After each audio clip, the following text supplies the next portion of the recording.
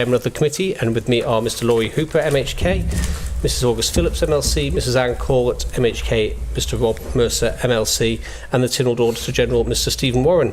Today we're meeting with the Treasury Minister and Chief Financial Officer, so welcome to this oral evidence session. For the benefit of Hansard and those listening, can you please introduce yourselves and your titles, please? Dr. Alex Allinson, Minister for the Treasury. Caldric Randall, Chief Financial Officer, Treasury. Thank you very much. We'll launch into some of the assumptions around the budget for 25-26 if we can. Understand that departments weren't asked for financial plans for 25-26. So could I just ask, what confidence does Treasury have that they can manage to deliver their services within the additional 1% allocated to non-pay budgets? Yes, I did. Thank you very much, Chair. In the budget, in the Pink Book, we did say, in terms of the basis of the preparation of this year's budget, that the key facet of the plan is the control of the expenditure, so it grows at a slower rate than income. But also pointed out there are considerable pressures on public expenditure, and control in line with the budgets will require delivery of broad efficiencies and cost control strategies. It also points out that Treasury has introduced enhanced financial monitoring during the current year, and the plan makes available funding to invest to save in the longer term.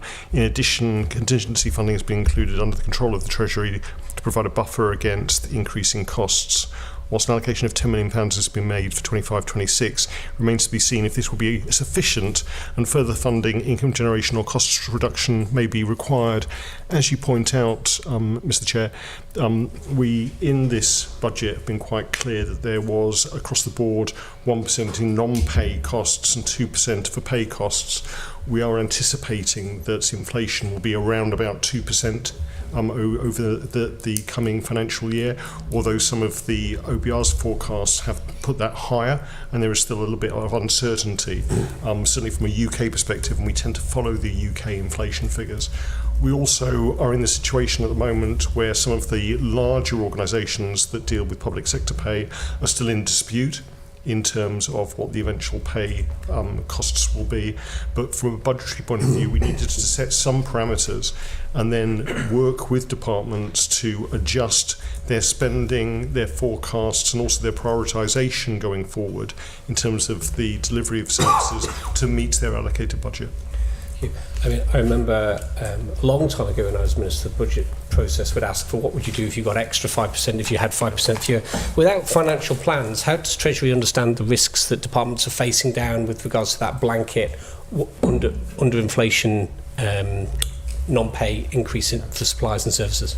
Well, thank you, Chair. I think you're quite right that departmental plans, unfortunately, well, fortunately, when there was a lot of money available to government and departments, could become a bit of a wish list. Increasingly, those have become untenable in terms of the budgetary controls. What we will be doing in terms of this financial year is looking at the financial shared services, bringing the various people from departments together, trying to make sure that some of the efficiency and productivity savings being brought about across government are drilled down into those individual departments, but also working with those individual departments during the financial year to deal with some of their pressures.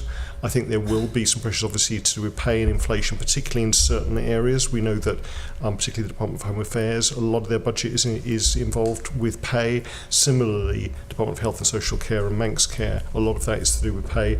And some of those pay and terms and conditions are negotiated with bodies outside of the Isle of Man, and so it's very difficult to predict those. In terms of the overall efficiency savings that we're asking departments to instill, some of them will be government-wide, but some of them will need to be within those individual departments in terms of what they're prioritised for delivery during the financial year, what, if necessary, they stop doing, and what, if they are going to start a new service, whether that can be accommodated within their existing budget or whether that needs to come forward for an additional revenue bid or an additional capital bid. So how's Treasury getting that understanding then of where those cost pressures are? So are you getting, for example, something every month on that about where those challenges are within departments? I mean, we have monthly management accounts coming through to Treasury. We also, the last financial year and following on from this financial year, have quarterly management accounts that are given to and discussed by the Council of Ministers, and also published and made it publicly available, and also obviously publicly available to the PAC. So we can chart some of those cost pressures and either overspends or underspends in real time. And hopefully by doing this, we can have a lot more transparency in terms of where some of those pressures are during the course of the financial year. I think you make the very good point in terms of the delivery of public services. Ideally, we'd like to be doing a lot more in some areas and doing new things in other areas, but we also need to be absolutely certain that we have that element of financial responsibility and budgetary control, which is key to any budget, but also key to the Island Plan. So the document that the Treasury and Council Ministers is relying on in order to sort of give an understanding of those cost pressures is the document that ultimately gets published as the management accounts. So there's a number of different management accounts. So there are the management accounts for the individual departments. There are consolidated management accounts that bring all those elements together that co-govern on a monthly basis, and then there are quarterly management accounts. The quarterly management accounts that are published have slightly less information for obvious reasons than the ones that are published. So the other enhancement that we brought in this year as well is scrutiny panels. So generally on a monthly basis, depending on where the departments are, we've set a panel up where the accounting officers, and the accounting officers are obviously responsible for delivery within their departments, come to a Treasury officer scrutiny panel, where we go through all of the issues where there are pressures picking up and where the pressures are going to roll into next year. So this is how we're getting an idea of where those might arise.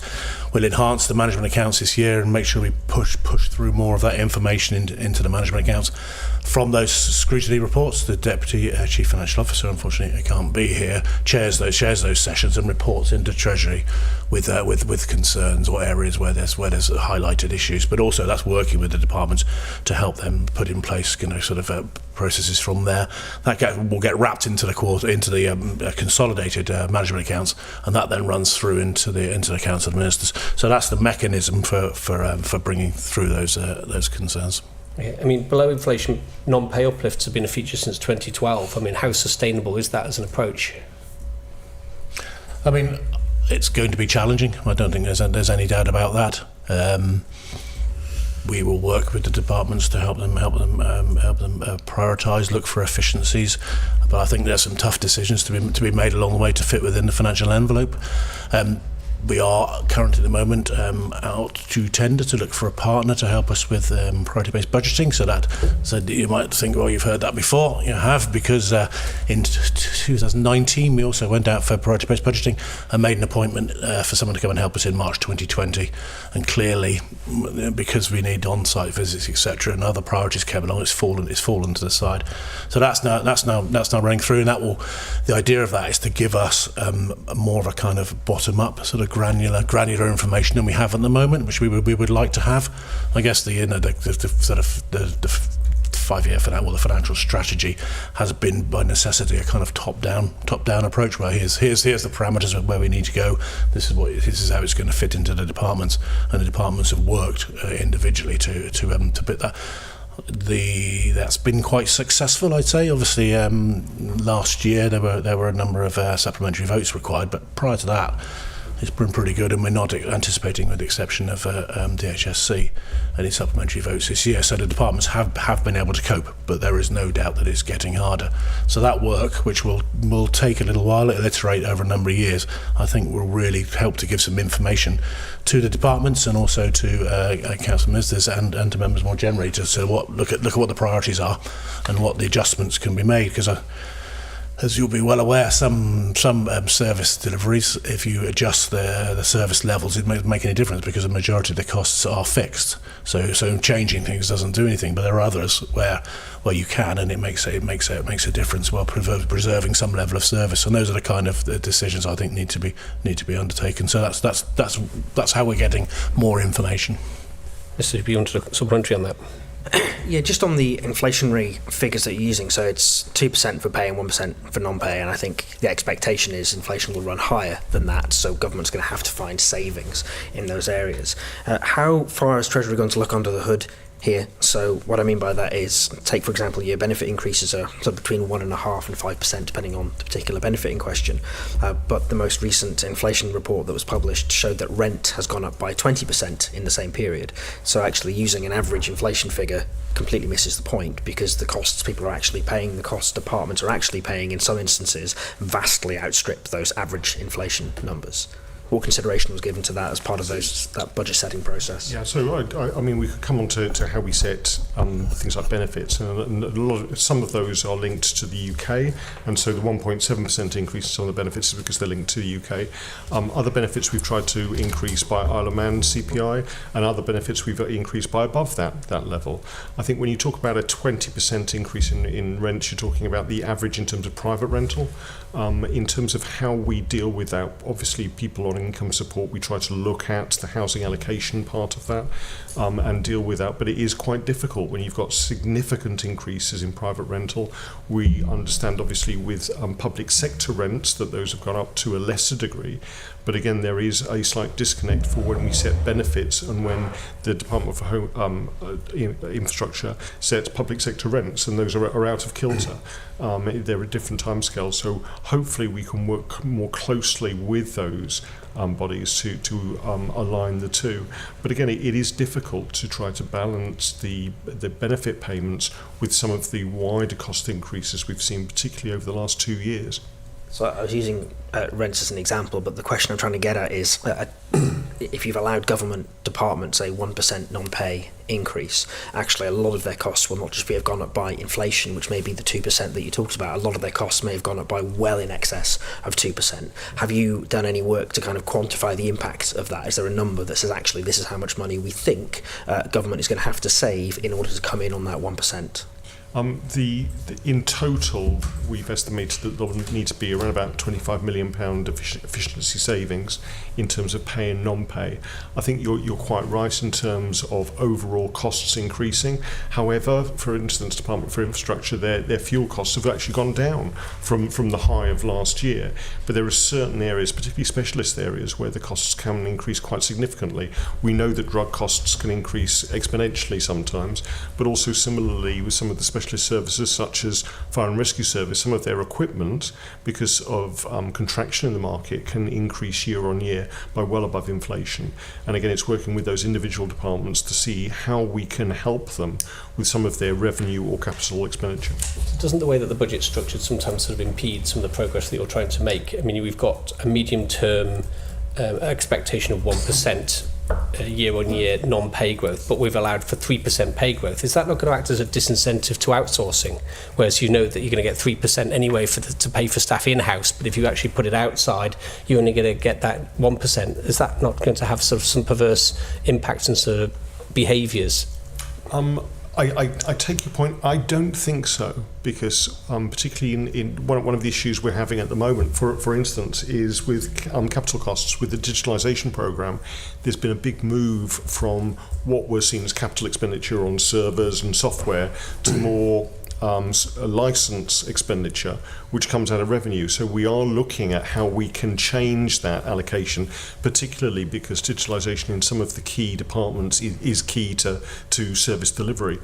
So we're looking at that balance between conventional allocations within the budget.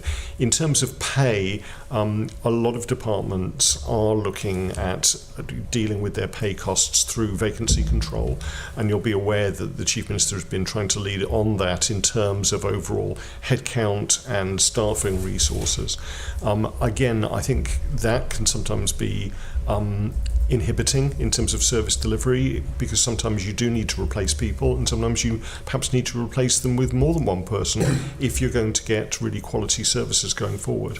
In terms of outsourcing, we have looked, working with various departments, at their use of transformation fund resources to enable them to look at outsourcing. But again, that needs to be dealt with very delicately, because sometimes what may seem to be a cheaper delivery of service by outsourcing over a number of years with private sector increases can become actually more expensive than keeping it in-house, and we've seen that with a number of services across government over the recent years.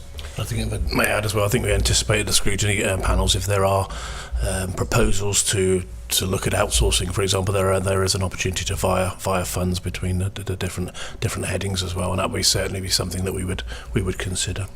Yeah. So perhaps just turning then to another area of the budget for 25-26 includes a mandate within the Department of Health and Social Care of 357.5 million.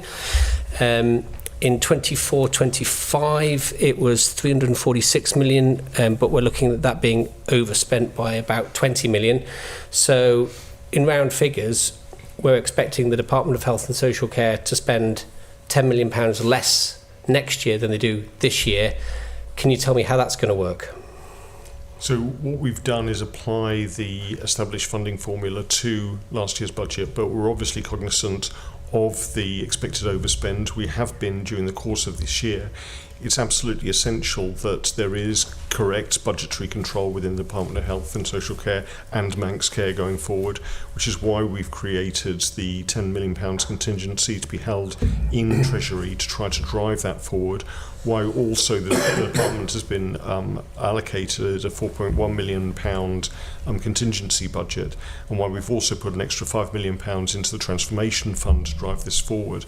When we asked various departments earlier on in the year to submit exceptional revenue bids, the Department of Health and Social Care did produce a document which looked at their overall ask, which was £377 million for this calendar year. For this financial year rather.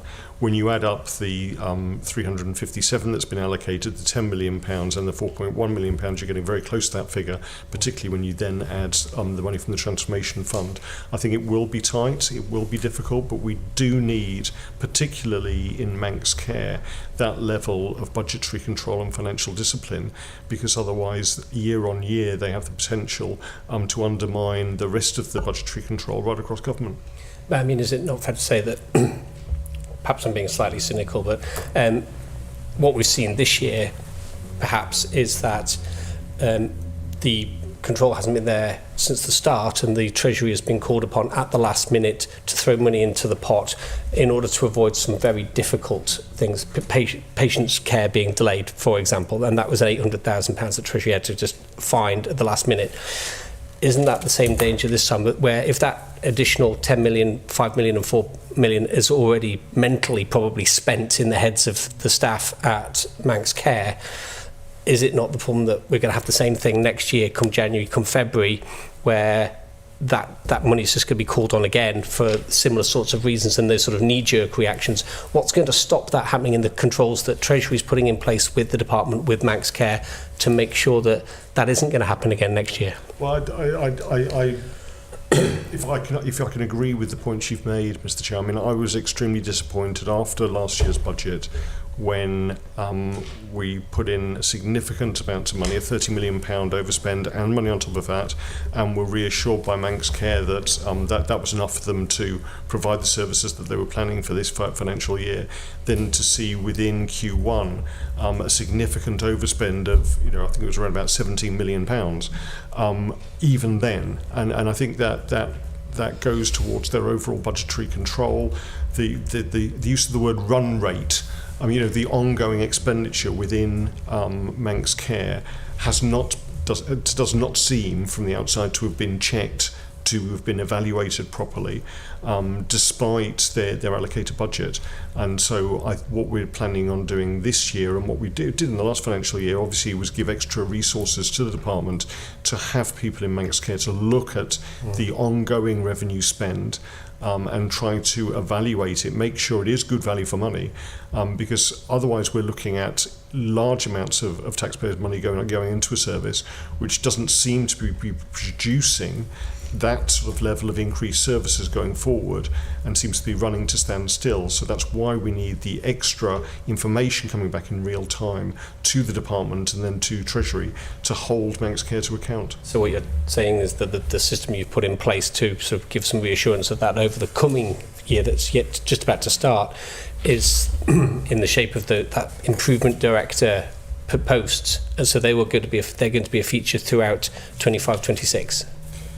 don't know whether you want to comment on that because you've been dealing with DHS. I think that's still under review. I certainly think it's a good thing to put some extra resource in there, and it's been very useful. Also, we've put in resource into the department as well to help to look at the oversight function that's undertaken by the department.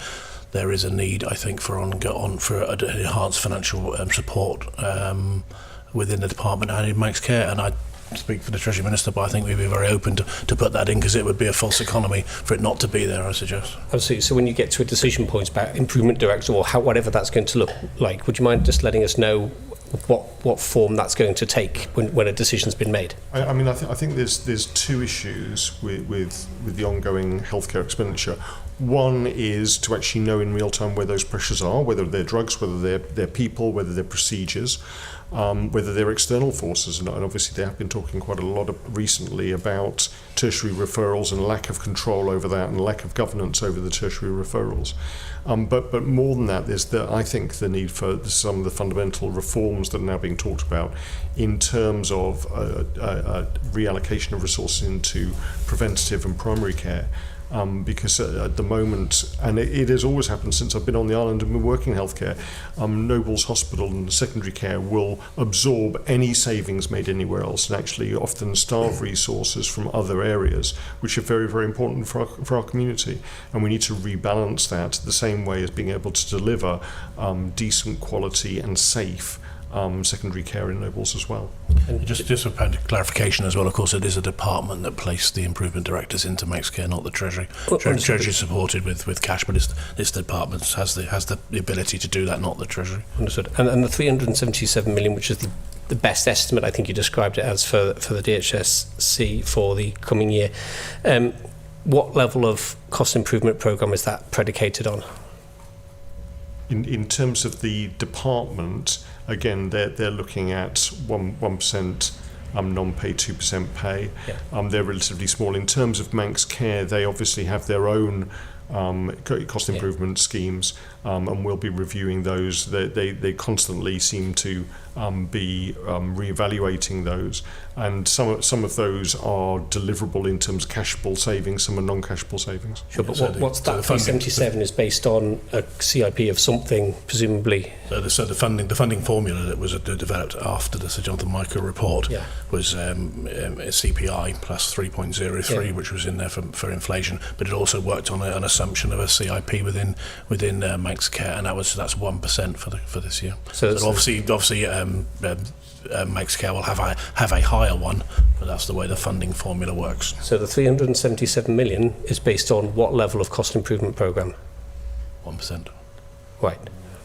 Okay. Thank you. It is. I understand that Manx Care have a larger one to come within that envelope, but the amount of money that's been allocated through the funding formula takes account of a built-in assumption around cost improvement, because obviously the Sir Jonathan Michael report said that there was more expenditure than. Let me try the same question another way then. If they produced a 1% cost improvement programme and delivered on it, would they come in at 377 million? And if not, what would they come in at? And that would depend on their run rate. That would depend on their activity. What they've done in terms of their operational plan is look at, I think it's around about £15 million of cost improvements to come in on their current budget. They've delivered in previous years on that, but unfortunately that hasn't compensated for a significant overspend at the other end. Can I also say, we're talking about two different figures. 377 was what Manx Care said they needed. 371 is what's been allocated through the various allocations, and that 371 is based on a 1% CIP. Right. So they're different figures. Thank you. Mrs. August Phillips. Thank you, Chair. So when you're considering, we're moving on to benefits now, so it's somewhat of a different conversation, but when you're considering benefit levels, when was the last time that we reviewed need? So when I say that, I mean very much in relation to looking at which benefit recipient groups are at greatest risk of being considered in poverty or at risk of it. Okay. So thank you very much for the question. Again, I think anyone on benefits needs them. and the vulnerability of people on benefits can vary in terms of the individuals. In terms of the overall need and the linking benefits to the island plan and the economic policy, certainly one of our emphases over the last particularly 2 years, has been on carers and significantly increasing carers allowance, but also looking at families. When we've done some analysis of what's sometimes called the squeeze middle, it is those families with 2 or more children, particularly in private rental, who have been significantly affected by the rise in both rents and the average inflation that we've seen, as well as a fairly significant stagnation of wages over the previous 10 years. So one of the emphases we put in was looking at things like child benefit, and we made significant changes both to the rates of child benefit but also the thresholds in this year's budget, and that I think has been quite successful in terms of lifting the overall income of those families. So in terms of the other priorities, obviously those have come up in various Tynwald debates, whether that be for bereavement, whether that be for paternity and maternity pay. It's linked sometimes with particular government policies and changes in legislation, and we're working with the Department for Enterprise at the moment over their changes to employment laws to give maternity and paternity benefits to those who wouldn't necessarily be able to receive it from their employer, because obviously those aren't statutory requirements on the Isle of Man and like on the adjacent isle. So there are a range of significant priorities there. In terms of the overall needs, I have monthly meetings with the social security officers. We also have regular meetings with various third sector organisations to see where some of those needs are. I think it's quite apparent that some of the housing needs on this island have been some of the major stresses for people on low incomes, and they, because of the I suppose the gaps in legislation in terms of the private rental sector, that is difficult to deal with, because we are very aware that if we increase the benefits for those in the private sector, often the rents go up absolutely automatically straight away. So it is a running battle to reach those.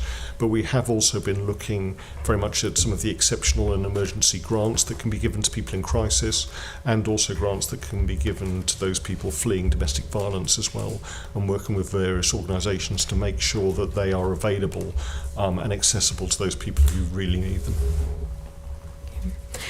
And in terms of a sort of a holistic approach, I mean, are these specifically when certain issues arise, or or are made aware to Treasury, or is Treasury kind of going out and measuring the depth and persistence of problems that people that see people sort of living below the level of living wage on benefits, and sort of, is that something that Treasury is going out to find information about, or is that something that is just being put in front of Treasury?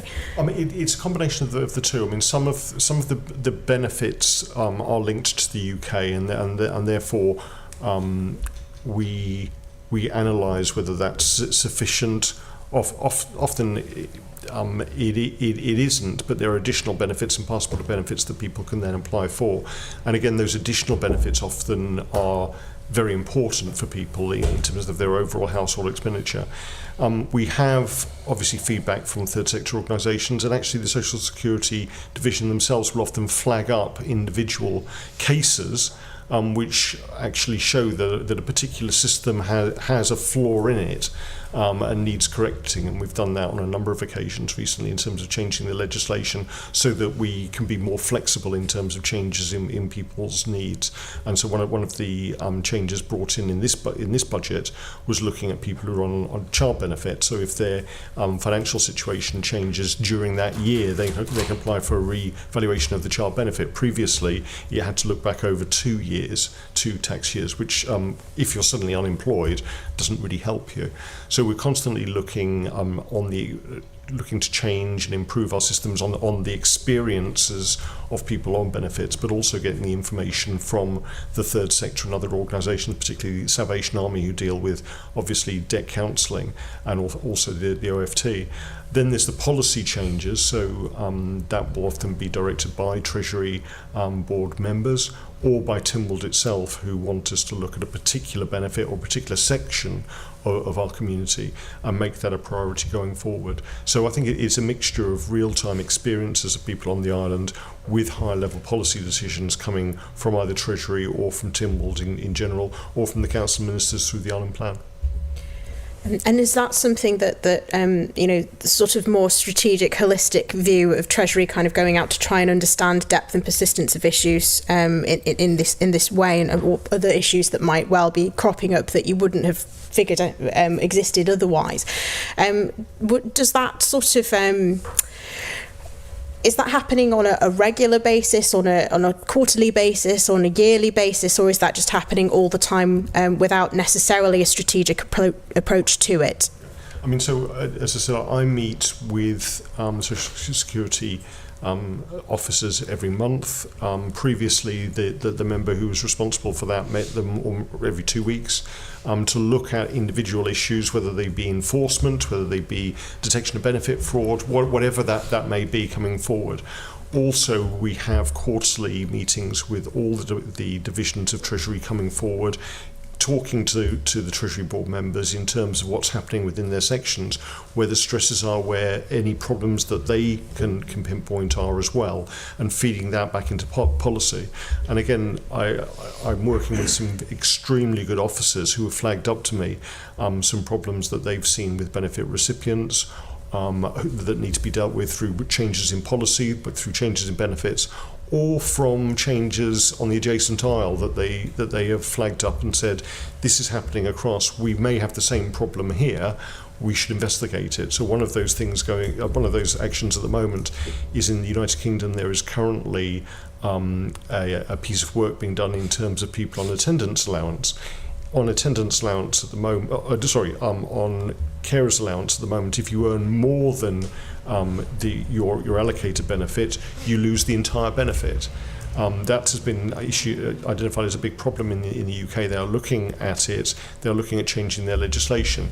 We have flagged that up. Is that a problem here as well? Do we have people who are actually denied benefits because they've earned more than £1 or £2 more? Is that a big disincentive? We haven't necessarily identified that as a problem here, but I've asked all officers to go out for a watching brief on that and identify if we need to change our legislation, whether we should look at what the UK do with their legislation and then follow suit if necessary.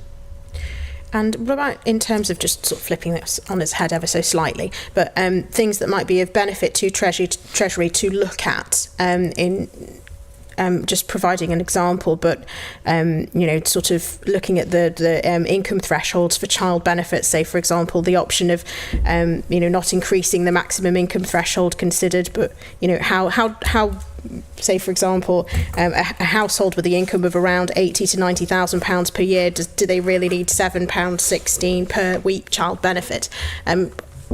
Is that something that perhaps Treasury has had a look at? I know it's been a while since the rise has been looked at. So at every budget we go through all the benefits line by line and look at the thresholds, the rates, those ones that are tied to the UK. So for instance, standard DLA we can increase by whatever level we like, but the Motability aspect of DLA needs to be tied with the UK because of the Motability scheme, which is a little bit complicated, but it works for those people. So we go through each of the benefits and we look at, if we are going to increase them, what the quantum is in terms of how many people receive that benefit and therefore what the total cost is.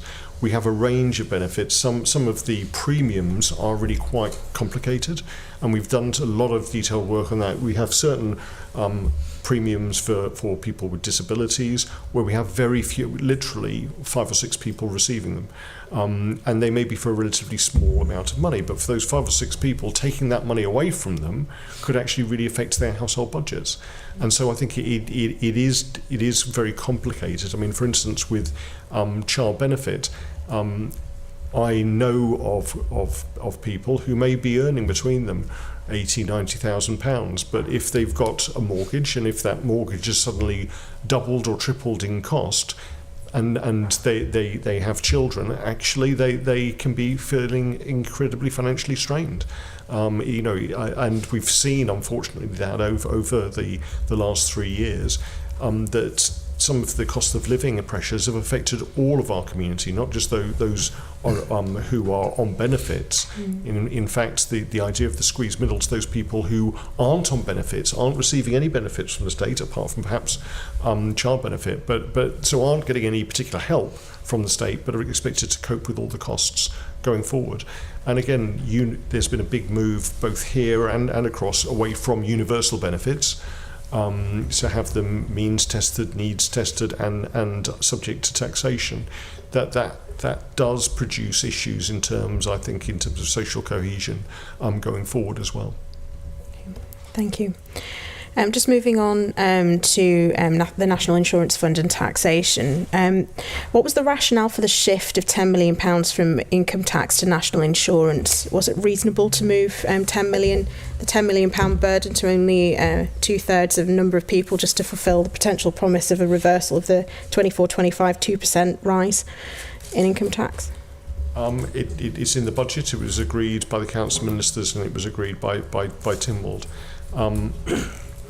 In terms of the overall plan, I made it quite clear at the last budget that the 2% increase in taxation was temporary while we investigated other ways of increased ring-fence funding for healthcare. There was a lot of political pressure to start reducing the income tax rate down. We've reduced it down to 21%, but needed in the short term to find additional funding for health and social care, and so increase the NHS allocation from the National Insurance Fund. Thank you. Can I ask the same question, please, to the Chief Financial Officer? Well, I don't think I've got anything to add for the Minister there. Just looking for more of a rationale, I suppose, than political will. There's a rationale that we follow. The political policy was to reduce the income tax amount. There is a need to replace that lost income in a different way, whilst the healthcare levy consultation implementation is undertaken, and so we followed the policy. So could I just ask Minister what the political reason was for moving that £10 million worth of burden from all taxpayers at that level down to just working taxpayers, which was the impact of the decision?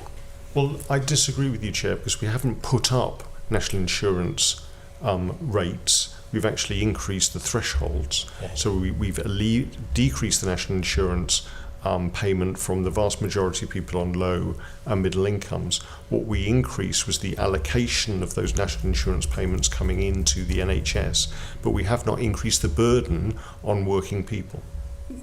More of that is going to there was more money falling into the 11% bracket now than there was before, so more people are paying more money in national insurance contributions. So working people, not just those who pay income tax. So you're right, Mr. Chair. We did increase both of the thresholds, the lower and the upper national insurance thresholds. The lower threshold went up by 5%, the upper threshold went up by 10% to compensate for that, so that in total the amount coming into the National Insurance Fund was the same. The upper level hadn't been increased for over 10 years, and so the proportion of people paying the proportion of people's income that was going, that they were paying 1%, had increased significantly over the last 10 years. And so this was a way of being more progressive and trying to rebalance that at the same time as increasing the lower threshold. Okay. But you are right that when we've done the archetypes, those people earning about £58,000, their national insurance was increased, and that the overall reduction in income tax did not fully compensate for that. However, that increase, when we balanced those out, was relatively minor and would have been offset if they also had children by the increase in child benefit.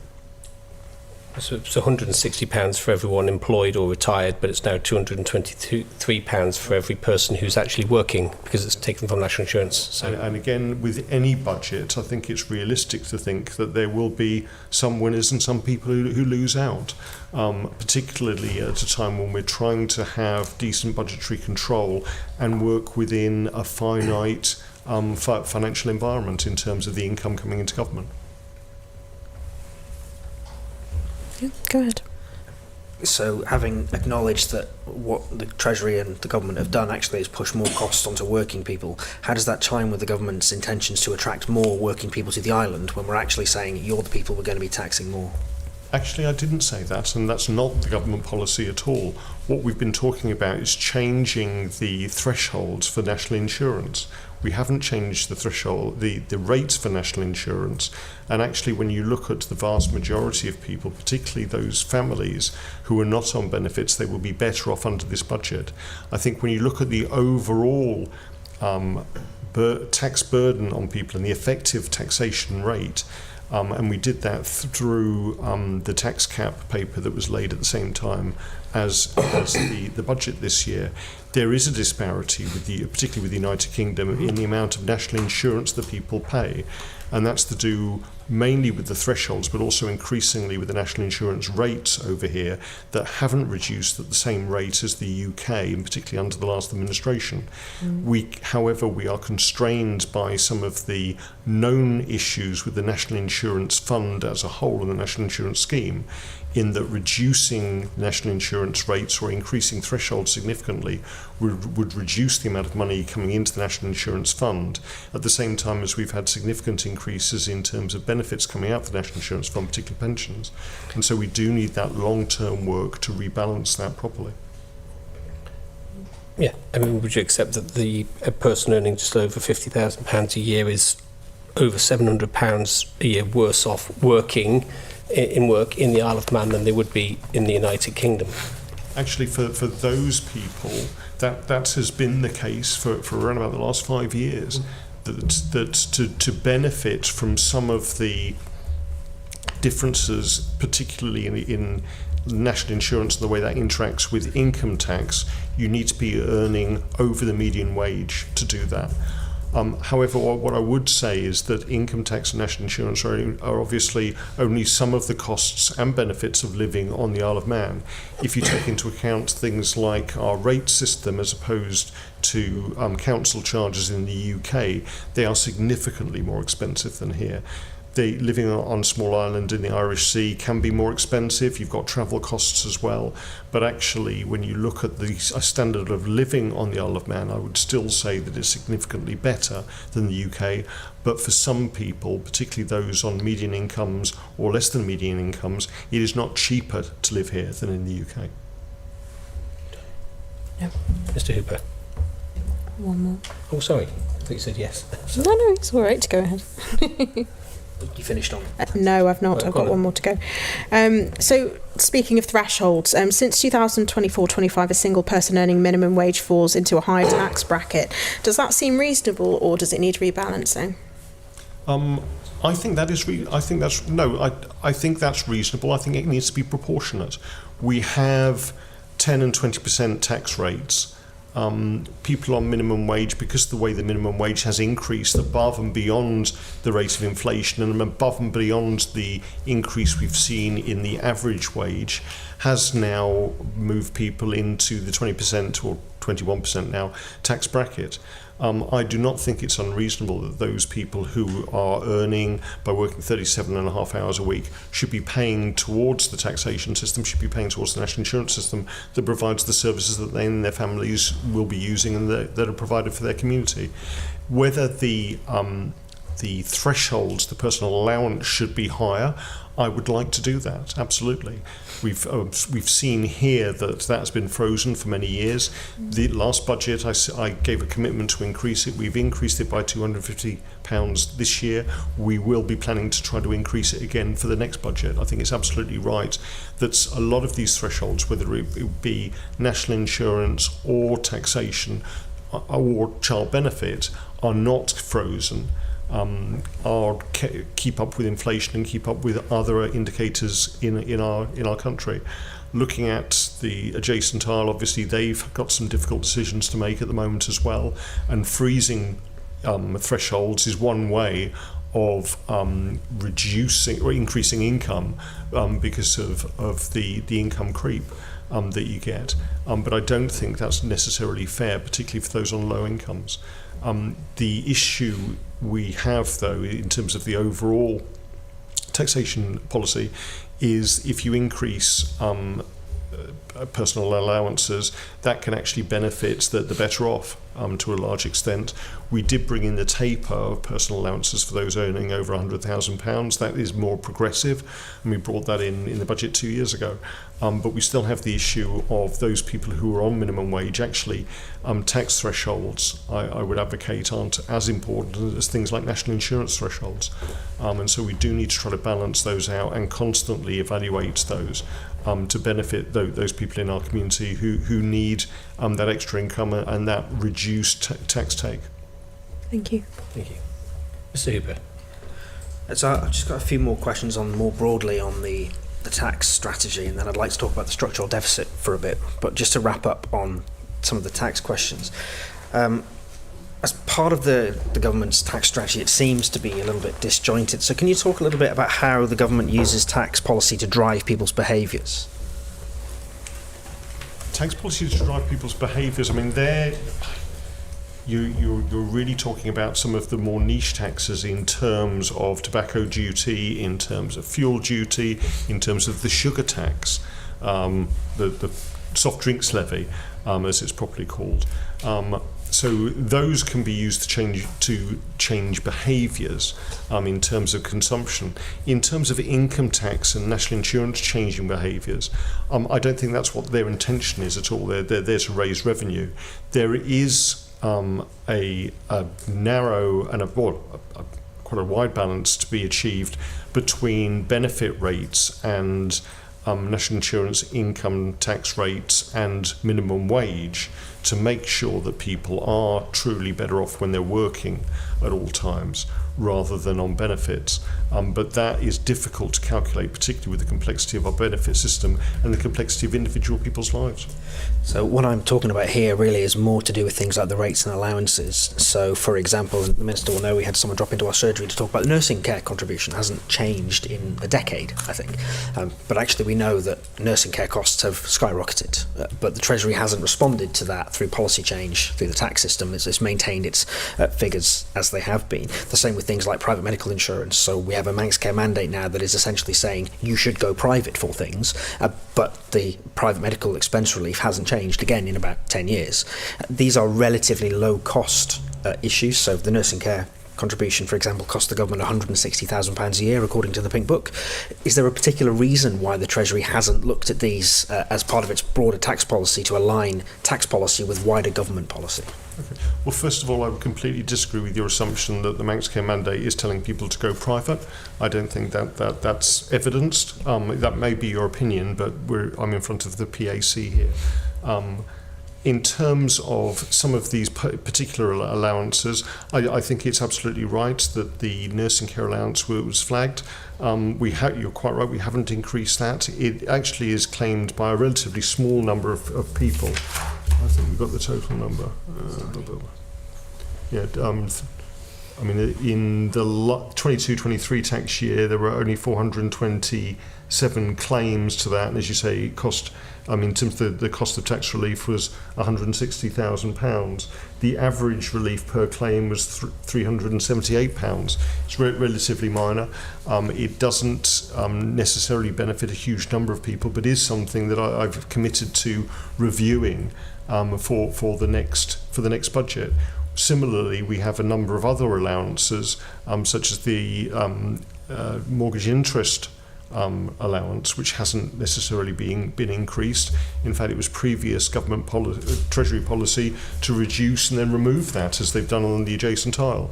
When I came into the position, obviously we saw a dramatic increase in terms of interest rates, and so doing that was not seen as either sensible or actually helpful to the wider economy, so we have kept that. In terms of private healthcare, again, I think we do obviously have an allowance to help people with that, and then that's been changed and expanded. The nursing care allowance was changed to encompass things like physiotherapy fees and charges as well. We have changed those, but I do not see the encouragement of private health insurance as being necessarily helpful to the overall priority of providing universal health care through the NHS. So, having established then that there hasn't really been any movement on any of these sort of reliefs for what I would class as average working people, they haven't changed in quite some time. Does the Treasury actually accept that looking at policies like the tax cap that have actually increased and have seemingly improved for people over recent years, do you not think that's a little bit disjointed? I think each is being assessed individually in terms of their impacts and the number of people they affect. So, for instance, as you've just referenced, the nursing care allowance, there's 270 people who benefit from that. I think that needs looking at. In terms of the tax cap, which is a separate policy to try to encourage people of high net worth to move here or remain on the island, that I personally think that was a policy designed in a different era and probably isn't as relevant now as it was then. And we've seen that by the reduction in the number of people taking up the tax cap, which has fallen to less than 70, and the number of people who are actually earning enough to benefit from the tax cap who are paying normal income tax by conventional means. So that's why we've increased the amount, and why we're reevaluating the overall benefit and long-term sustainability of a tax cap as a way of encouraging high net worths to invest in our island, and whether it actually does that. And that work is ongoing with the Department for Enterprise. So the recently published Treasury assessment of the tax cap describes it as not particularly attractive. Mm-hmm. Would you accept that actually it is a policy that is out of date, and we could probably do with a complete overhaul of our tax cap policy on the island, even if we decide to retain it? Absolutely. I would agree with that. The reason why it's not particularly attractive is it was at the time, but most jurisdictions that we've looked at have now brought in some form of tax cap.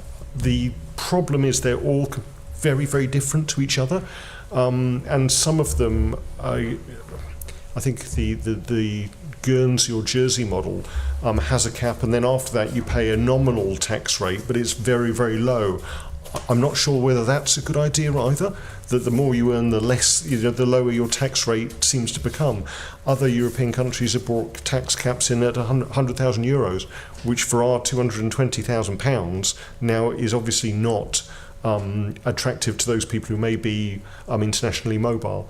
So I would agree that it needs to be looked at again. We've started that process now. That has been looked at in the past and questioned. It's still something on the table, but I think if we can produce a valid alternative that's more progressive, more fair, and actually has the imperative not just of retaining or attracting high net worths to our island, but trying to get and retain and attract people who want to invest in our island, in the island economy, rather than just live here and pay less tax. I think that would be a far better outcome for the future.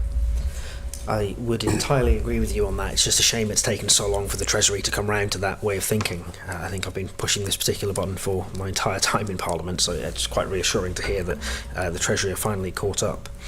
We've talked a bit about allowances and rates, talked a bit about the tax cap. I'd like to talk a little bit about extra statutory concessions. So undoubtedly the largest attraction for the island for a lot of people is our 0% corporate tax rate and all the concessionary treatments that kind of go along with that. Can you talk about the legislative basis for a lot of the concessionary treatments that are outlined and that are provided to owners of corporations on the Isle of Man? Well, I wouldn't want to read out the written answer that was given to you when you asked this of Treasury. If you'd like to, I'll be more than happy to put it on the record. You're dealing with quite a complicated system, which I, as a mere Treasury Minister, and the way allocations can be arranged, I'm not particularly familiar with, although it has been explained to me several times by officers, much to their exasperation. I'd probably pass over to the Chief Financial Officer to answer your specific questions. I mean, certainly we responded in terms of the vires of this. And the statutory basis for the extra statutory concessions provided under the income tax guideline notes and practice notes. We have reviewed the box system in the last financial year and changed that, and we'll continue to look at the way the concessions are allocated and provided for going forward.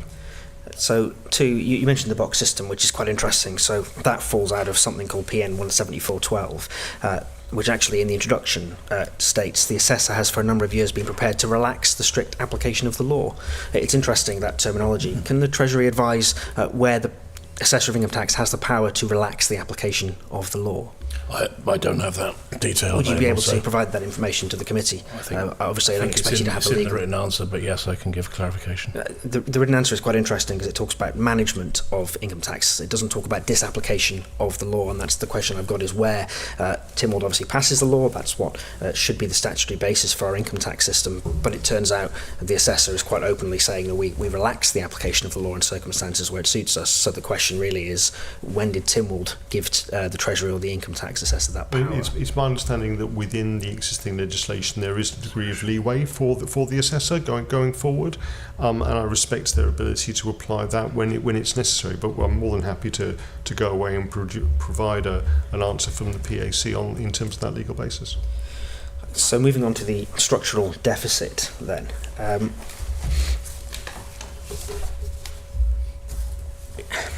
I don't know how to phrase this, so I'll try my best, but hopefully you'll see where I'm going with the line of questioning. The current forecast for the structural deficit, we're at sort of 86 million this year, then 64, then 43, 38. So it's gradually reducing over the next 5 years. If you look back into the previous Pink Book, this year was supposed to be 62, then 46, then 35. Again, gradually decreasing over the 5 years. And again, if you look back to the Pink Book before that, it was gradually decreasing. But that seems to be what happens every new year, every new Pink Book. We get, in 5 years, everything will be fine. In 5 years, it will be fixed. But the Treasury have been telling us that for the best part of a decade. So why hasn't it actually panned out in the way that Treasury have repeatedly forecast? So in terms of the structural deficit, I think there have been ongoing problems ever since 2008 in terms of balancing that budget, but also balancing the will of Tynwald in terms of government expenditure. I think in the previous administration, their medium-term financial plan was realistic, was to reduce the structural deficit, and I think they were on track to do that quite significantly. The problem that then arose was the change in the world since 2020. I won't constantly blame COVID, but I think that has put some of the structural plans and the basis of government finances completely off kilter. And then following on from that, we had the war in the Ukraine and the sudden effect in terms of inflation that also put government expenditure off kilter as well. So we are constantly trying to rebase the structural deficit and reduce it. But as we've discussed right at the start of this session, that's difficult when you've got the demands of public sector spending as well. So I think there's probably some truth in external events having affected some of the planning, but like I said, this is going back a decade. You look back at least 10 years worth of 5-year plans, it's always been just over the horizon, and you can't say that in every single one of those 5 years there's been an exceptional event. Even now, looking back 3 years, the last 3 or 4 of these, you can't blame COVID for that. That was all after COVID. It seems quite concerning that we're always being told that we've got a 5-year plan to rebalance the books. Yeah. I mean, I'm glad you think that I'm telling some truth. In terms of government finances, I think it's been well documented the amount of extra money that the government have had to put into the economy, particularly over the past few years. One, in terms of some of the expenditure that took place in 22-23, but also the Manx Care overspend. That's been a significant drain in terms of government finances. The fact that since 2019, supplementary bids themselves have amounted up to £100 million, has shown the strain on government finances, which comes back to my original statement that really it's imperative that we deal with health and social care spending, which is now the biggest part of government expenditure. It's now surpassed the benefits system, that used to be the largest part. It's absolutely imperative that we deal with controlling the increase in that if we are going to address the structural deficit. What I would say in terms of the structural deficit is that obviously we also have the concerted efforts by Treasury to maximise the investment income that's derived from our reserves, try to match some of that. But I'd actually absolutely agree with you that we need to deal with controlling government expenditure as a whole and increase government income as a whole, while still obviously protecting the economy and trying to grow the active working population, if we are going to achieve some form of financial equilibrium. But that has been incredibly difficult over the last decade. I don't think that's necessarily a failure of Treasury, but we can do better. But that will take, I think, a large injection of realism into how government provides services and therefore spend taxpayers' money. I think it's important to note as well that supplementary votes, people often think, well, they're just a one-off, but when they become kind of embedded into ongoing expenditure over the years, say 20 million in 1 year, I think it was just 20 million, but actually when you take it over 5 years, it's 100 million, and that does have a cumulative effect. And why the financial discipline is such an important part of achieving the plan. It's interesting that you blame the Manx Care overspend in part for the change in the structural position between this year and last year. But actually, if you look at this year and last year's pink books, the amount allocated to the mandate is exactly the same. That hasn't changed in the 5-year forecast. It was 357, 372, 387 in the last year's pink book, and it's exactly the same numbers in this year's pink book. But the overall government position has still worsened. So I'm not quite clear on why that is. So if you're saying that the Manx Care overspend is one of the big drivers of the deteriorating position around the structural deficit, that actually can't be the case, because the numbers in your own 5-year forecasts for Manx Care spending for the mandate are the same this year and last year. So what actually is it that's driving the worsening structural position? So the structural position, correct, the structural position isn't worsening. It's over the 5-year period, the structural position is improving. I think what happens is that when you get an overspend, you have to reset again. You have to reset. So whilst you have reached a certain level of in line with the plan, when you get an overspend, it gets baked in. You've got to go back and restructure, reset again, and that pushes you further out. I mean, I guess it comes down to policy, doesn't it? About how aggressively you want to do this. You could correct the structural deficit by removing, whatever the projected amount from government expenditure immediately, but it would have significant impacts, and that's down to the policies of the government of the day about how you want to do that. And the view has been taken that the best way to do that, to protect the economy, is to feather that reduction over time. And we have, whilst the structural deficit was ahead of forecast, I think back in 2019, before COVID came in. I think that, as you said, the changes around inflation, etc., have impacted on our ability to drive that forward. Yeah, I mean, I'm not excusing, Treasury's purpose and Treasury's job in terms of dealing with the structural deficit, but what we have seen in other jurisdictions where they've brought in periods of quite severe austerity, where they've cut benefits, where they've frozen allowances, where they've cut government spending in certain areas, there are repercussions of that, quite serious repercussions in terms of society, in terms of then eventually having to correct that at a later date because of the gaping gaps that causes and the increased expenditure that can sometimes cause in terms of correcting it in the future. We've tried to deal with that, I think, in a sensible way, but it is not going to be easy. Unless we can deliver on the economic strategy, grow the active working population, get the jobs filled, and get more people earning revenue. So it feels to me that that's always been the plan. The economy will grow us out of our problems. That never seems to quite work. There's always an external factor. There's always something else, and that's just the way the world is. Can I ask that you talk about, I'm really glad you mentioned that Treasury considers the broader impact on the economy, and you want to slowly feather in some of these changes rather than big guillotine cuts.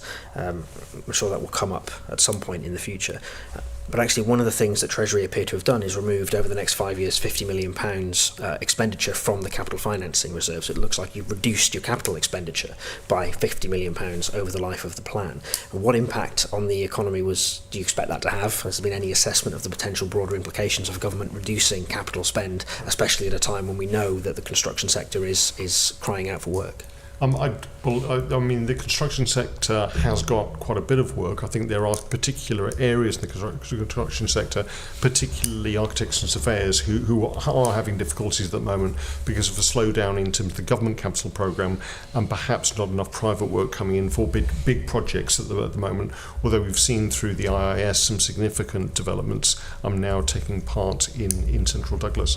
I think there's a difference between capital spend and capital allocation. One of the frustrating things in terms of capital spend is that even when £90 million or £100 million is allocated, we have consistently achieved that. Normally, on a good year, we'll have 60 or 70% of that expended. So what we've tried to do is have a more realistic allocation of the budget going forward. However, we're very aware that we're trying to promote a couple of large projects, and we have been for some time. Obviously, Liverpool Landing Stage became a very large project and a very expensive project, but the ones on the horizon are things like Castle Rushen High School, some of the healthcare developments that may be coming on board in terms of replacement ambulance stations. Those will obviously be multi-year programmes and should be able to be accommodated within the capital programme. The capital programme is being funded out of general revenue, so should we need to divert extra money to that, we will need to then rebalance some of the overall revenues going forward. But I'm confident we can still deliver a responsible value for money capital programme with what we've got. There may be some larger projects, though, that will need to come in for perhaps supplementary bids with extra money being diverted to provide for them. So I think we're talking cross purposes here. You're talking about the capital allocation. I'm talking about what's referred to in the structural deficit tables as the capital financing reserve expenditure, which appears to be the amount you actually spend, not just the amount that's allocated. We all know that the capital programme is bigger than the amount that's actually spent. But in 2022, it seems the government actually spent nearly £87 million, and then the budget for 23 was 70. They actually spent nearly 78. But going forward, the budget each year is only 60 million. So it seems like the government is artificially constraining not the amount allocated to capital, but the amount it's actually willing to spend. And my question really is, what is the assessed impact of that actual reduction in spend on the broader economy, not just the changes in allocation methodology? Well, I think there's been a concentration from across government in terms of better asset management and trying to ensure that we put more money into the maintenance of assets rather than replacement of assets. Necessarily replace them when you really need to, dispose of them when you don't need them at all. That has been difficult to achieve that consensus right across different departments, certainly over the course of the time I've been in Treasury, but needs to be driven forward. I think in terms of the impact of the capital programme and the amount being spent in our society, we are trying to leverage private investment. That was one of the key proponents of the economic strategy, was to leverage private investment in some of the infrastructure on the island that's provided by the private sector, and use that more to generate that economic growth that we need and we desire going forward. Just clarification, the capital programme is obviously bigger than the 60. The 60 is what we think we will spend, and it's based on historic trends. And that's my concern really, is I'm not hearing that Treasury have actually looked at the potential impact of reducing what we're actually spending in the local economy. But it is about what we're actually spending. If you remove some of the Liverpool impact, we're probably back down within that anyway over the past few years. So I don't think there is an enormous impact of that. It's just putting it back to what we can achieve. Okay, that's yeah. Thank you very much. Mrs. Corbett. Thank you. So, at our last evidence session in January 24, we discussed at length the accessibility of the new format of the Isle of Man Government Annual Financial Statement and Report. Was anything changed off the back of that long discussion we had about it? So you're talking about the audited accounts? Yes. Yeah. Sorry. It was what we've tried to do and we will continue to do, is look at this, is look at the way it's presented, to try to give more explanation throughout it. So rather than just have lots of different tables, to give that explanation, to give that overall perspective and add to that. In terms of going forward, I mean, certainly I'd very much value from the PAC other ways of trying to improve this. Going forward, I mean, it's growing to be quite a comprehensive document. There's lots in here. There needs to be, and obviously we've also worked with the Tynwald Auditor General in terms of some of the things that the extra information and the extra financial data that needs to be in here. But we will constantly evaluate that. There is not a set template for this. Constantly evaluate that as we go forward to try to give as much information as possible. I'd also say as well that the central government management accounts, which give some of the information that used to be in a light blue book as well, did reflect some of the conversations you have, and that's got more detail. The published the audited accounts have got lots of accounting assumptions, are very interesting for accountants. The management accounts probably make it probably easier to understand and give you information on cash and what's been spent. So there is quite a lot of information there, and I would say is if there is a members, for example, are struggling to understand, we are more than happy to try and explain if we can. Yeah. But that's where a lot of that changes. Yeah, I mean, I was really keen on publishing the quarterly accounts and met with a degree of scepticism from various people in Treasury and probably in the Council of Ministers as well. But I think it is very useful for people to see, real-time colour-coded where departments are running into problems, where they're forecasting overspends or underspends. I mean, I see a department underspending. Yes, they may think that they're doing a great job, but is that because they're not providing those services that they're meant to be doing, particularly perhaps statutory services? Mm-hmm. And so we need to scrutinise those sort of things as well. Okay. We had some general agreement on both sides last time that actually the MUA was quite a good example of how to report and tell the story around what we're doing with taxpayers' money. Is there anything, are you looking at anything along those lines? Yes. Unfortunately, if I make it too glossy, I'm accused of trying to gloss over the accounts and bury the bad news. If I make it too stark, then I'm accused of not providing enough information. I mean, what we did in this year's budget is probably for the first time do the budget in brief and try to put as much information in there as we could so it was publicly accessible. And I'm keen to increase that. I mean, looking at other jurisdictions, particularly Jersey's budget, there's a lot more accessible information in that. They even produce a budget document for young people to make it more accessible.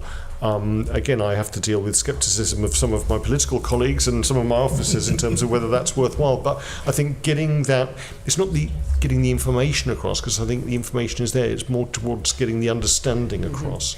And so I'm working with people in the communications team to look at other ways of presenting data in a more accessible form so it's easily understood, because not all of us are accountants or used to looking at spreadsheets. And so what I think a lot of people are interested in is the overall government spend, to understand where the priorities of government are in terms of spending, why we're spending so much on certain areas, but also, importantly, what it means to them. So I would love to be at the position whereby we could, as part of the budget, do little calculators so people could look, well, this is my income, how much more or less tax am I paying, how much more or less national insurance am I paying, I've got 2 kids, how much more, those sort of things, so people could do it in real time. The BBC seem to be able to do it, so I'm sure it's not beyond the possibility that the government could provide it as well. So it is constantly looking at those areas and more accessibility, not just in terms of spin and hype, but that wider understanding. Mm-hmm. And do you have a sort of timescale when we can expect to see something like this? Well, as I said, in action? This year we tried to provide a lot more communications to the general public in terms of the impact to them. And the overall budget, and that was produced in the Courier as well. But again, trying to get information out to different demographic groups on our island has to be fairly flexible. So using social media, using printed media, using the internet are all very, very well. What I'm hoping for in next year's Pink Book is that we can have a lot more information and graphics at the start of that, rather than what used to be just quite a dull summary page, so that for anyone picking up the Pink Book, they could read and see what was going on there. Again, there have been criticisms of the structure of the Pink Book, that we've removed some of the commentaries from all the various departments that used to be there. When I came in, I think officers were struggling getting those in, and then obviously we've then had departmental plans coming in at different stages of the year, which then contradict with what they've put into the budget.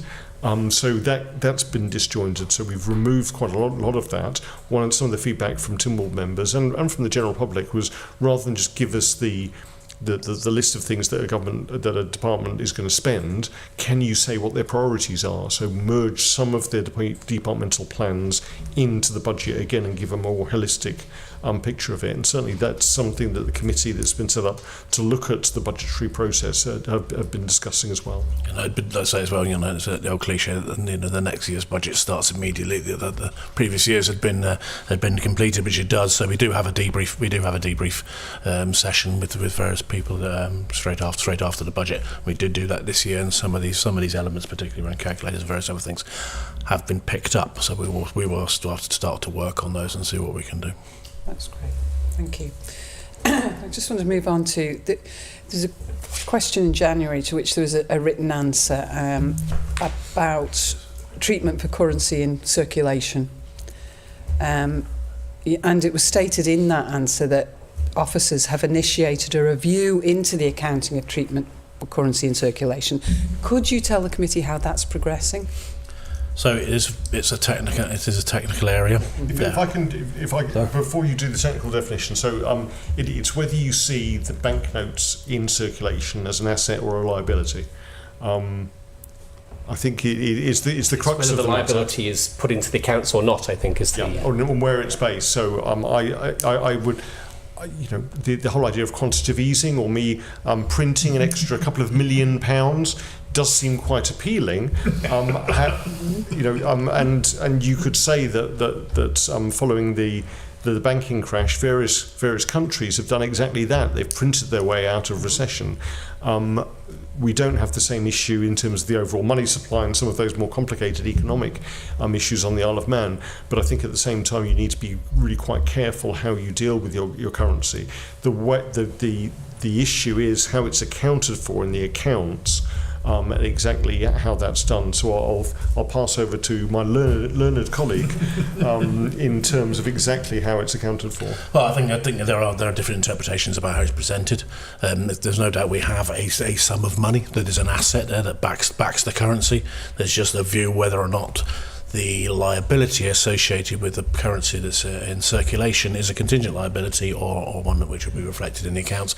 We are talking to the auditors at the moment to take a view on that. Obviously, that's the approach we've taken for the last 10 years. I think previous to 2007, before the Audit Act, it was recognised as a liability. So you would recognise the asset because it is an asset. There is a liability. Is it a contingent liability? That's something that we are waiting for feedback from the auditors, and then we'll see how that goes into the accounts this year. Since 2008, when I think the change was made, Grant thought the auditors have been relatively happy with that. It's not been flagged up as an issue. Grant Thornton, our current auditors, were happy with that. But certainly it's something we can review.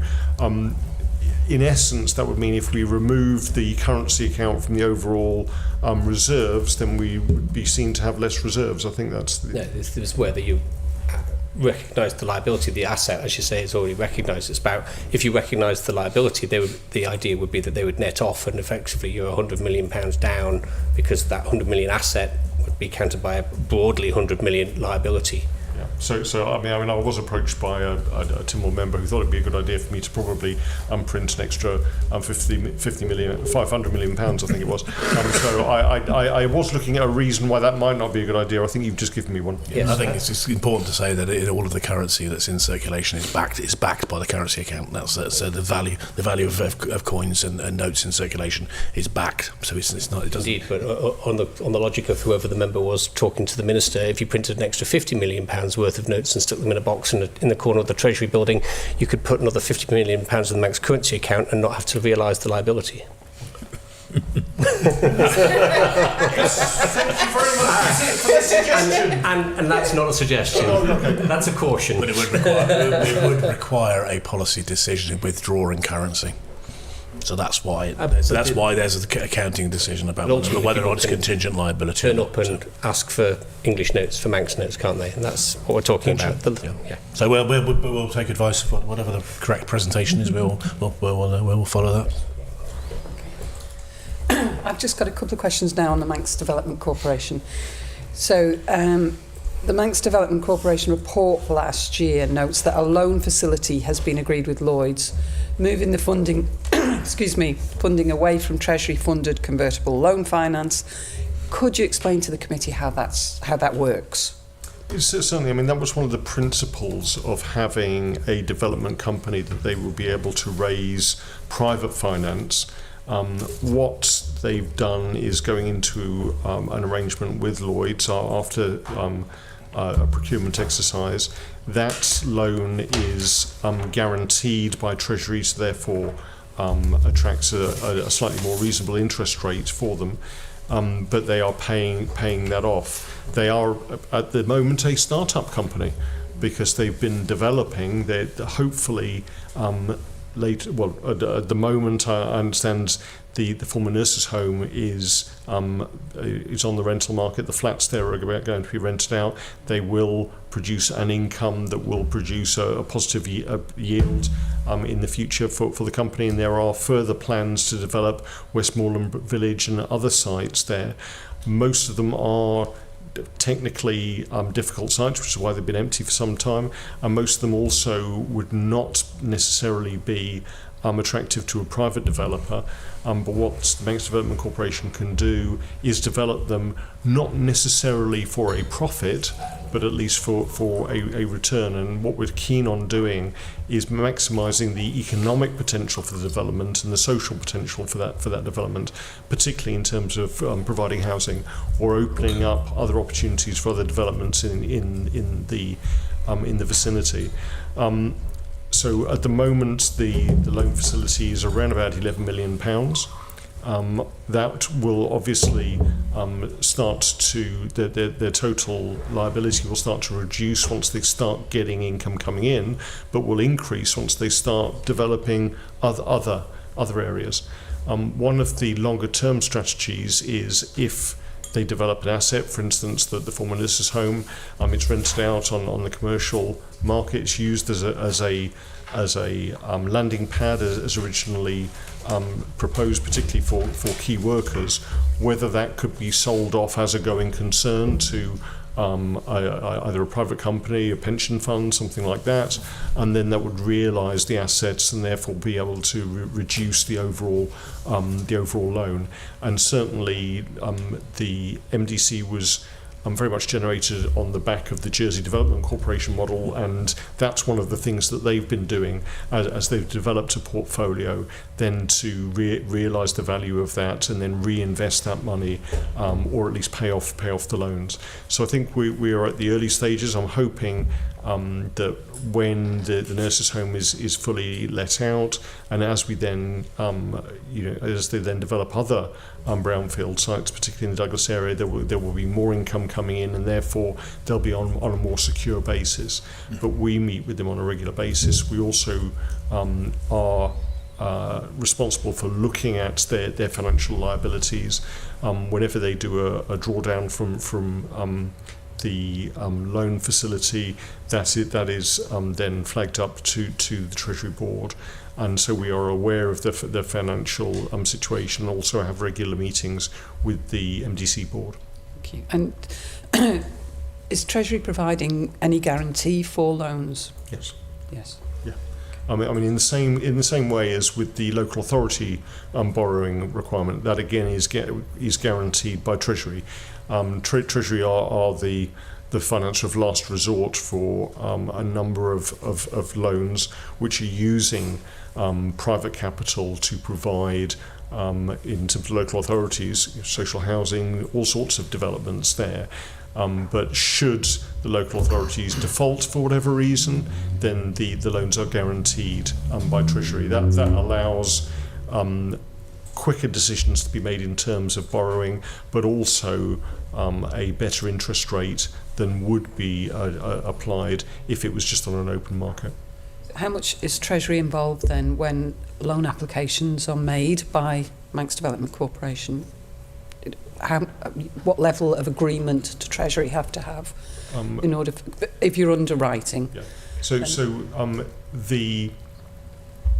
instance, with the nurses' home, the Manx Development Corporation came to Treasury with the business case for it, which set out various ways of making it viable, financially viable, either by sale or by rental. Rental was seen to provide a better long-term yield, and so that was agreed in terms of the overall business case, and also agreed by the Brownfield Site Regeneration Committee as well. Then the various drawdowns on the loan, which are often in stages, go through a process of Treasury approval as well. Yes, we have to approve the loan utilisation, so I think that's in the shareholder agreement. So. Okay. So the report also notes that Manx Development Corporation hopes to provide a dividend to Treasury as shareholder. Is the projected revenue sufficient to service the loan and to provide a dividend? At the moment, no. Should they realise the assets through a sale, then obviously some of that money, rather than sitting in a bank account of MDC, would come back. Certainly from my point of view, in terms of dividend from the MDC, there is no intention to ask for one. Certainly, the role of MDC is development, not necessarily in some ways even making a profit. It's development of sites for the economic and social benefits of those. And we have talked to MDC about a number of developments that on a commercial basis, with their commercial mindset, which is why they were appointed, they wouldn't be interested in, but actually from a societal basis and from a government basis, we are interested in developments of various sites. So I think it's a long-term objective. I think that's what you say. It takes a long time for these things to establish, and individual projects might provide a financial return, which will enable them to seed other projects, etc. So, can I perhaps just unpick that a little bit? I mean, just using the figures that you provided, and I haven't got the Manx Development Corporation's accounts in front of me, so a little bit of this is perhaps off memory and what's been said today. So just making sure I'm getting this right. I think you said it was £11 million was the total drawdown from Manx Development Corporation for former nurses' home. That would be £300,000 per unit for a flat, not a house, and that's a flat with no parking. That's without any profit, without any return or yield on it. So can you perhaps just talk me through what is the exit strategy? How is that going to return a break even? This has been pointed out to me previously. So the overall business case was quite clear that to get a reasonable yield, a return, the best way of doing that was rental for a decent period of time. I think it was 10-15 years. The former nurses' home also includes a retail area as well, which will be rented out and will get some additional revenue. So it's not just the flats there. It is a problematic building. It is an old building, and they have refurbished it and regenerated it to a very high standard, particularly in terms of environmental and energy efficiency. Again, to buy a brand new, highly energy efficient flat in the Douglas area is not cheap anymore. They are expensive to build from scratch, and also MDC have had to deal with a range of planning restrictions and also a range of increased costs from when they started building, which have had to be dealt with. But in terms of the long-term viability of the scheme, I think it still remains. I think the return on the investment is there, but also it's actually the return of a building to social use and economic benefit for the island. So, and just one other thing on that, the revolving credit facility is up to 100 million, 11 million so far, and that's Treasury-backed debt, and I think the recent Tynwald question said that was issued under the Isle of Man Loans Act. My understanding of the Isle of Man Loans Act is that's something that needs the approval of Tynwald, and I don't believe, has Tynwald approval been sought for that revolving credit facility and that debt, because that appears to me something that hasn't been done. It's the period of the loan. I can come back to you on that one. Thank you. I think. Right, we will move on then. Mr. Mercer. Thank you, Chair. This section, we're just talking comments under linking to the island plan, economic strategy and the departmental plans. Last time we met, we did talk about the island plan, and not all of the aims and objectives within it require additional funding, but many do. And so I'm interested to understand what input the Treasury have in the preparation of those island plans and the annual updates of them, especially in relation to affordability. Okay, so the overall island plan was very much a Council of Ministers document, with obviously the input of all departments and Tynwald members, and that goes through an annual update. I suppose the Treasury contributed more in terms of the economic strategy that's then been absorbed into the island plan. Going forward, when the updates are made, Treasury are around the table. We take our role in terms of looking at some of the priorities. With the update, obviously, financial governance and the budget responsibility has been seen as a key priority for the island plan and for any a nation, to make sure that we are living within our means, making sure that we can continue to afford the services we've got before we necessarily start providing extra services. I think that the Mr. Hooper talks about the government policy has always been to sort of have positive economic growth and therefore you can afford to spend more and more because you're growing your economy. I think that particularly the last 5 years have shown that you can't count on that. And so that's why the economic strategy isn't just about economic growth, it's about growing the active working population. So you've got that circular economy on the island as well, in terms of people there. So I suppose in answer to your question, the budget itself has to be linked into the island plan. For instance, the establishment of an economic strategy fund, the establishment of the ability for people to apply for that for various schemes, various projects, I think has been very important, whether that's the infrastructure investment scheme, the financial assistance scheme from the Department for Enterprise that's now been brought into that, so that there's a much more holistic way of investing in the economy and supporting the economy when necessary.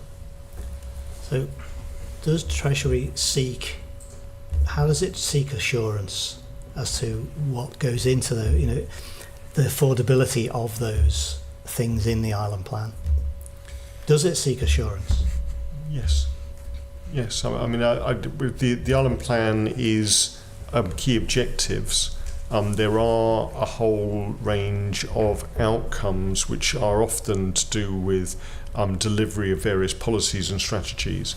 I think it's very important, and Tynwald have discussed this previously, that new strategies and policies are properly costed before they're voted on and brought into being. And Treasury will, as much as possible, ensure that anything in the island plan has at least the cost applied to it, and that cost is met either through revenue allocation and or through reprioritisation of something else. Okay, thank you. Yeah, supplementary. Sorry, I was just going to pick up on that. So you've just said everything in the island plan should have a cost applied to it. Does that mean everything that's committed to in the island plan is costed before it gets included in the island plan? I think some of the aspects of the island plan are high-level policy aspirations and high-level high-level expected outcomes. For instance, if you look at increased border security, That's absolutely important. But underneath that comes a whole range of revenue and capital bids that will then come forward to Treasury. For instance, whether that's extra police officers, extra cameras to do number plate recognition, extra fencing at the border, at the ports. There's a whole range of things that will then come in under that as separate capital projects, which Treasury and the individual departments will then prioritise that this is in the island plan, therefore this is very important to fund. Similarly, we are agreeing a range of usually revenue bids around a money val, because that has been seen as a major priority for government, and therefore significant revenue bids have come in from various departments, which have been agreed by Treasury, which otherwise in another environment we might have said no to. Now that it is a government priority, is in the island plan, it's absolutely right that those are properly funded, because of the economic impact of not having a successful money evaluation. So I think you've just contradicted yourself a bit there, because you just said that Treasury does seek assurance around costing for island plan commitments, but then you've just said, but actually sometimes that doesn't happen until after it's in the island plan and we see the capital business cases. No. What I've said is that some of the aspirations and priorities in the island plan are very high level, and what comes from after that they have been accepted is a range of revenue or capital bids to actually provide the right outcomes for that high level aspiration. And I gave the example of border security. You can have that in the island plan and say you want stricter border security, but actually the cost of that then needs to be developed by the individual departments and the individual people responsible for the different policy directives, whether that's immigration, whether that's police, or whether that's ports and harbours. So sort of similar tack really, but look at the economic strategy and other cross-cutting strategies, departmental plans. To what extent are those costed plans? So the economic strategy itself, again, was developed very much between Treasury and the Department for Enterprise on the back of the work done by KPMG.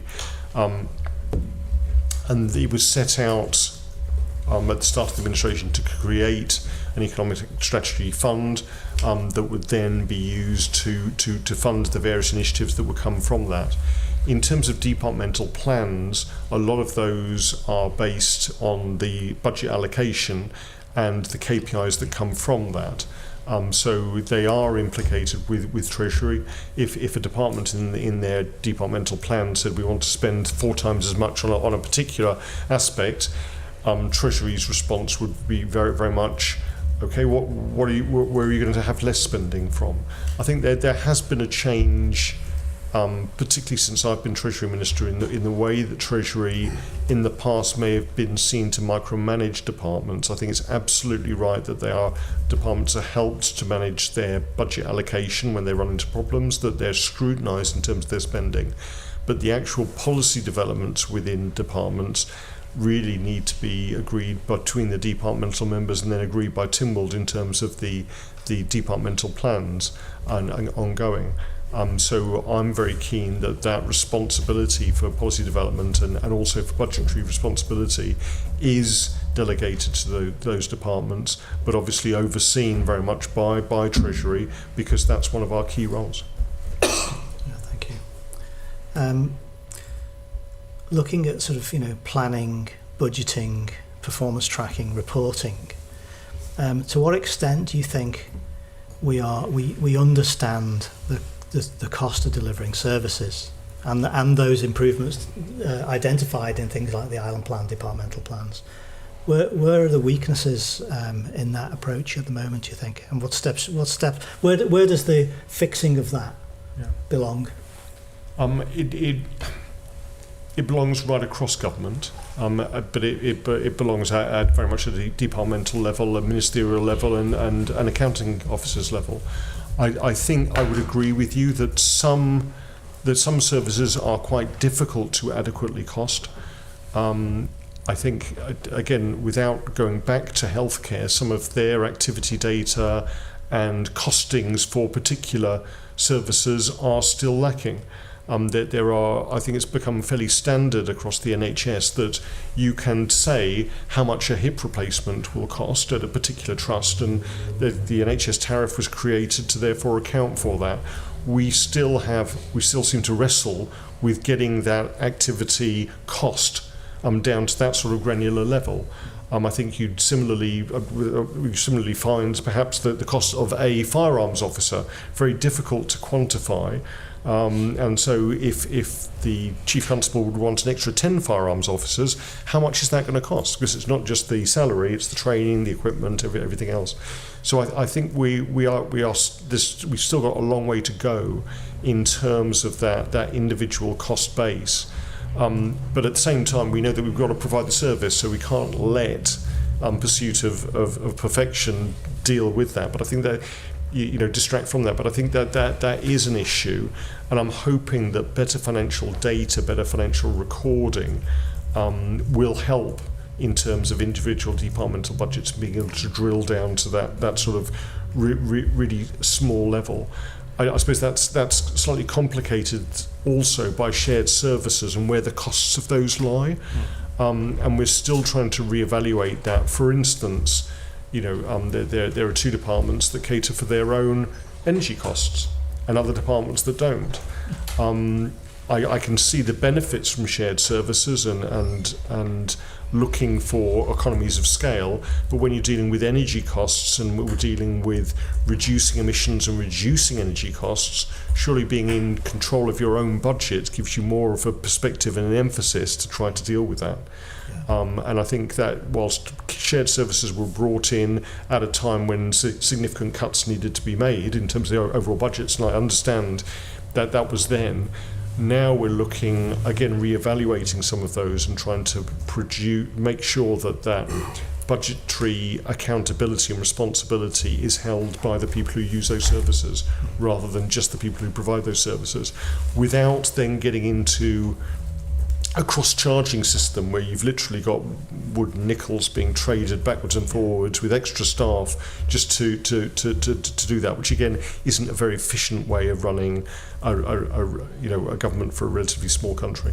I would say as well, it's one of the key outputs from the priority-based budgeting process that we're asking for, is to look at the services and costs, so that we can understand the impact of service level adjustments. So it is something that we need to enhance, and we are actively pursuing that now. You did touch on the priority-based budgeting in the first part of this session, and you mentioned about bringing in some external expertise for that.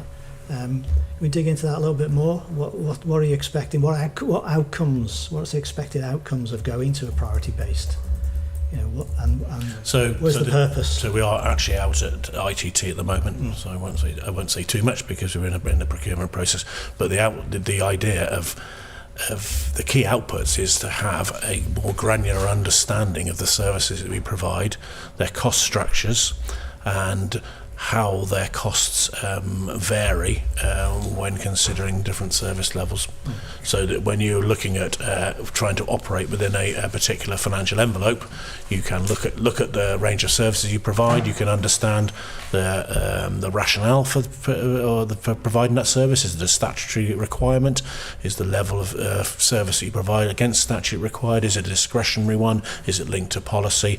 And so that you can try and help the departments, because obviously, as we discussed earlier on today, they're trying to deliver all those services within in real terms. A decreasing financial envelope is going to require some form of prioritisation. That is the output. That's what we're looking for. I mean, the other thing I'm keen to do is involve members as part of that. I think one of the things we've tried to do is look at Tynwald, what are the priorities? Yes, we've got the priorities in the Island Plan, but when you're looking at individual departments, is it more important to have a fish hatchery and have lots of trout in the reservoirs, or is it more important to fix potholes?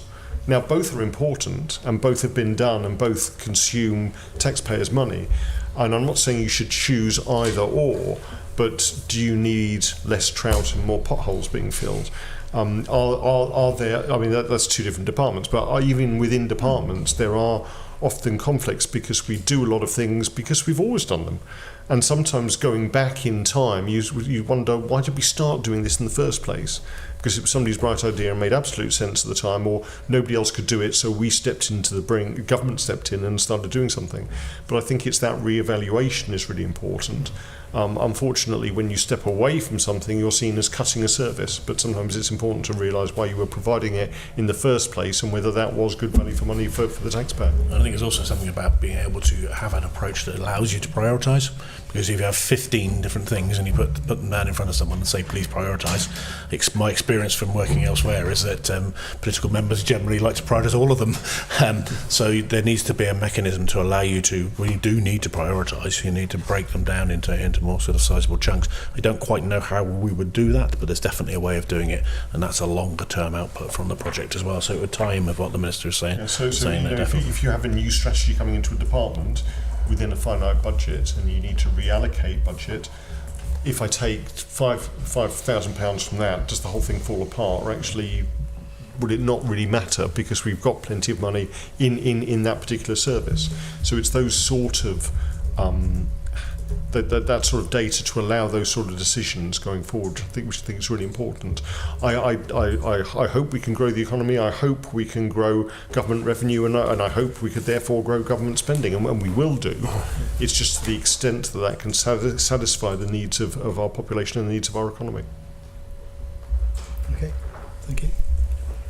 Yeah, if I could just move on to looking at government debt a little bit.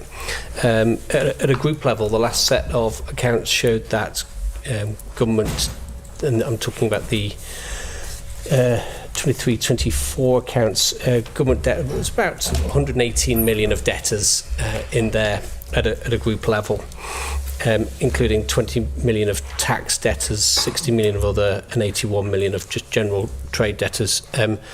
The figures that I've found showed that write-offs in the same year were about 1.1 million for that debt.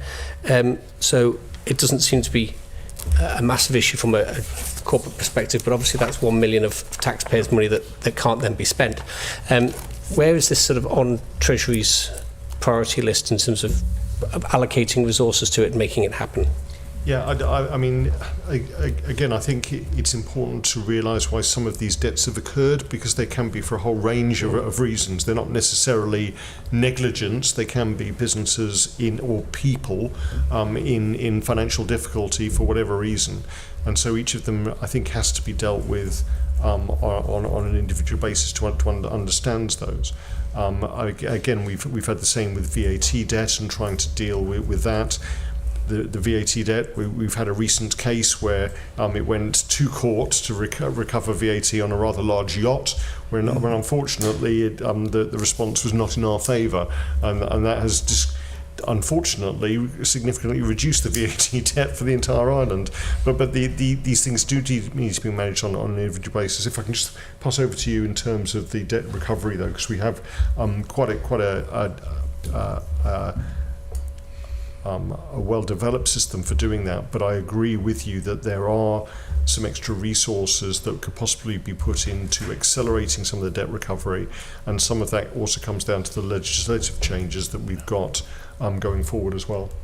I think it is a priority for government. There is a process for each of the different types of debt. So the statutory debt is a slightly different process than some of the other elements of the debt. And in the legislative programme, I think some of the I'll come on to the legislative programme in a second, because I know that's something that's been on there for a while. There is efforts to recover debt. Some of that debt is extremely difficult to recover, and I think it's well rehearsed that the role of the coroners in there could do with some modernisation, and that is on the programme of work to be done. So you said it's important, it's something that's high priority. Why then did Treasury in its department plan actually drop the measures around reducing age debt from your own department plan? I don't remember us doing that. Well, if you, the 23-24 department plan was about reducing debt over 30 days, 5% reduction age debt as a percentage of total debt. And then when you roll on to the current year, that just doesn't exist. It's not in there as a department plan objective at all. We certainly monitor it internally, so that's obviously an admission. Okay. I mean, again, if it's not being reported on to Tynwald, then it's that. I wonder if that's something that we need to be concerned about. I mean, we are still pursuing it. I can't quite remember why it wasn't necessarily in the department plan as one of the public-facing KPIs. It's still a priority for officers, and we'd be more than happy to report back to the PAC in terms of our efforts to recover debt. Okay. And moving on to the legislative programme, I think it was Minister Cannon when he was setting out his stall for a 5-year plan for Treasury 8 years ago now, that set out the 3-phase approach, and we haven't finished phase 1 yet. Those regulations still need to be brought forward about court rules, I believe, before phase 1 is complete. Again, it doesn't scream this is a priority when here we are 8 years later, we haven't even finished phase 1 of a 3-phase project. So again, what's the latest update on that in terms of moving forward with this project? I mean, I would agree with you, and it's been personally quite frustrating to work with a very small legislative team and a lot of other priorities that are coming in. We have quite an ambitious legislative programme running from legal aid to criminal injury compensation to the Insolvency Act reforms and bringing that in. A lot of work's been done in terms of getting the consultation with the various business bodies that's necessary to get this over the line, and I gave an answer in Tynwald in terms of our progress with that, and hopefully bringing that forward this calendar year. But it is difficult to balance that with other priorities that sometimes drop on us in terms of Treasury from other areas about legislative changes that need to be done as a priority, and then obviously the some of these longer term projects then take a back seat. So perhaps it's not a high priority. It's still on the list, but it seems like there's an awful lot of other things I think some work has been done, and the first stage, first phase has been completed. I think we'll be coming back to Tynwald, we hope, in the next few months. So there is progress being made, and I think it's been going on longer than that. I first came here in 2006, and I remember it having been on the list of things to do for about 10 years then. So. Indeed, I know there's a Public Accounts Committee fines collection report in 2009 that I remember fondly as well. Okay. One of the issues that we're facing around government departments is around information sharing, and it doesn't always work smoothly. So does cross-referencing happen within Treasury about debt management? So if a debt is owed by a particular person or company in one area of government, that information is able to be shared so that there can be a common approach to debt collection from government, as opposed to education chasing in one way, DEFRA chasing in another, and Treasury doing a third approach.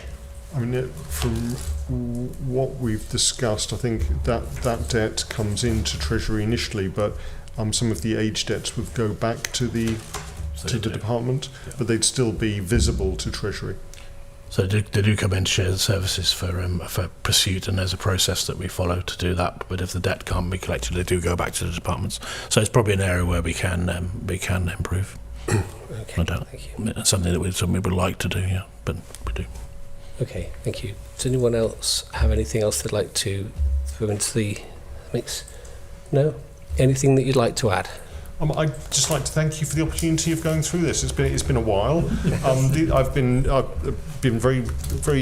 I've enjoyed this week because on Tuesday I was giving evidence to Legco with the PAC, and on Thursday I'm giving evidence to the PAC. So I thank you for your comments. Again, for listeners, this is not a once a year opportunity, and I think as we go through this financial year, there will be all sorts of things that will happen, good and bad. I would welcome ongoing engagement with the Public Accounts Committee, and certainly in terms of the public visibility and political visibility of what we do in Treasury, would also be very grateful for any suggestions of how we can do better. Well, it's always good to talk, and with that, thank you very much for your evidence this afternoon, and the committee will now sit in private. Thank you. Thank you.